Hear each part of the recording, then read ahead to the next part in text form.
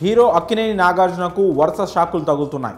కొద్ది రోజుల క్రితం తెలంగాణ మహిళా మంత్రి కొండా సురేఖ హీరోయిన్ సమంతపై వివాదాస్పద వ్యాఖ్యలు చేసిన విషయం తెలిసిందే. అక్కినేని ఫ్యామిలీపై కూడా అనుచిత వ్యాఖ్యలు చేశారు.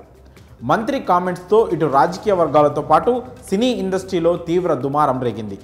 నాగ్ కుటుంబంపై సురేఖ చేసిన వ్యాఖ్యలను తెలుగు ఇండస్ట్రీ ముక్త కంఠంతో ఖండించింది. నాగ్ ఫ్యామిలీకి అండగా నిలిచింది. మంత్రి చేసిన వ్యాఖ్యలపై హీరో నాగార్జున సురేఖపై లీగల్ యాక్షన్కు సిద్ధమయ్యారు. నాంపల్లి కోర్టులో పరువు నష్టం దావా వేశారు. ఈ క్రమంలో నాగార్జునకు మరో షాక్ తగిలింది. ఎన్కన్వెన్షన్ వివాదం నాగ్ను వెంటాడుతోంది. జనం కోసం అధ్యక్షుడు కసిరెడ్డి భాస్కర్ రెడ్డి మాదాపూర్ పోలీస్ స్టేషన్లో నాగ్పై ఫిర్యాదు చేశాడు.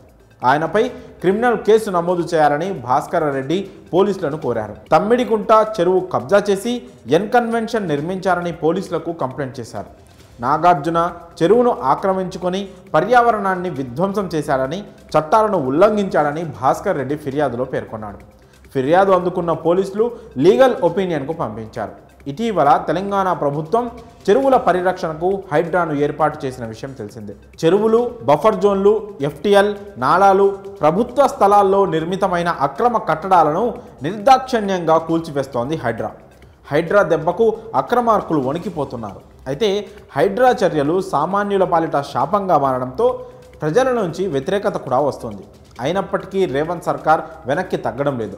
ఇటీవల సమావేశమైన తెలంగాణ కేబినెట్ హైడ్రాకు విస్తృత అధికారాలను కల్పిస్తూ నిర్ణయం తీసుకుంది.